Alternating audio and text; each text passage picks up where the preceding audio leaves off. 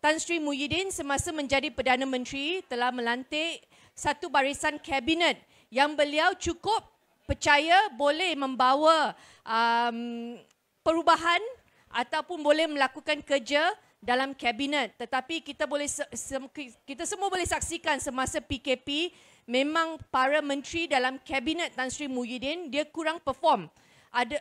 Saya sebenarnya rasa ada banyak yang tak perform langsung, tak buat kerja semasa PKP.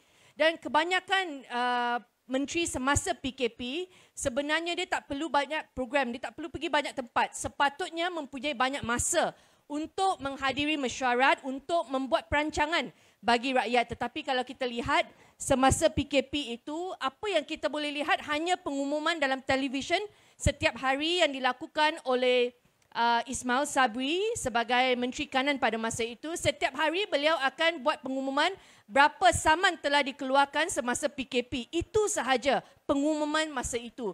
Dan saya ingat lagi semasa itu banyak industri, banyak bisnes, semua ditutup semasa PKP. Tetapi bila mereka nak buka semula, setiap hari dia akan buka sikit. Okay, hari ini kita nak bagi doktor gigi buka klinik. Kemudian kita kena bincang dengan industri baru kita boleh bawa senarai nama yang kedua. Jadi mereka tidak buat perancangan, bincang bersama sebenarnya siapa lagi yang tercicir, siapa lagi yang kita boleh bantu. Tetapi kabinet itu pada masa itu mereka tiada perancangan. Dia akan buat, dia akan umum. Kalau ada bantahan, dia akan flip-flop, dia akan reverse, dia akan umum semula lagi. Selepas itu, Ismail Sabri diangkat menjadi Perdana Menteri dan kita semua mempunyai harapan bahawa mungkin kalau ada perubahan seperti itu, mungkin menteri baru yang boleh perform akan diangkat. Tetapi Ismail Sabri juga mengekalkan banyak pimpinan sedia ada yang dilantik oleh Tan Sri Muhyiddin. Yang paling kita sedih saya rasa adalah Menteri Wanita Rina Harun. Walaupun beliau tidak banyak membuat kerja yang membantu dan melindungi kanak-kanak, tetapi beliau masih diangkat sebagai menteri bukan satu kali tetapi 3 kali. 3 kali beliau diangkat oleh 3 Perdana Menteri tetap jadi menteri.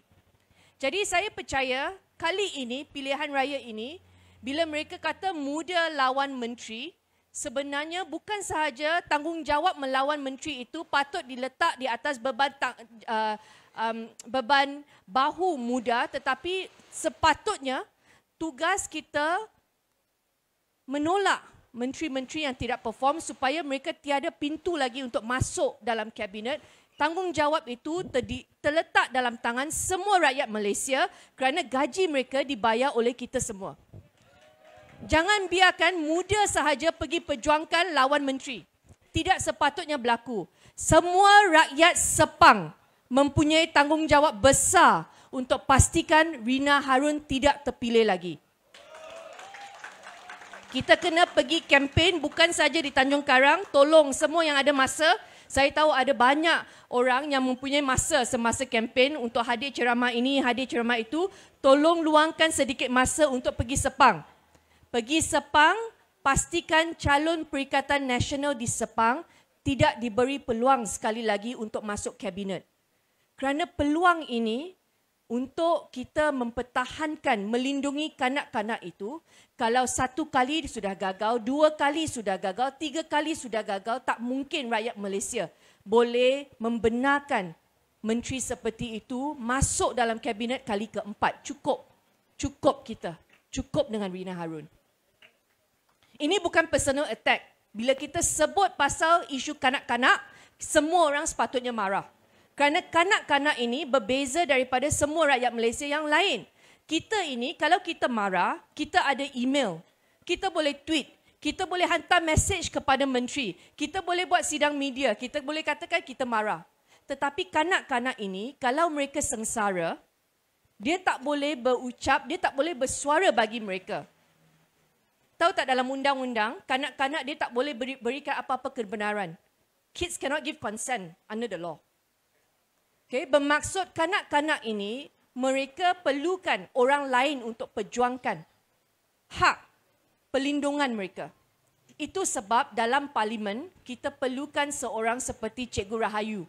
untuk masuk, untuk ditambah dalam kerusi 222 orang untuk membantu golongan yang tidak mempunyai suara ini. Dan kita perlukan seorang yang mempunyai suara lantang seperti Cikgu Rahayu.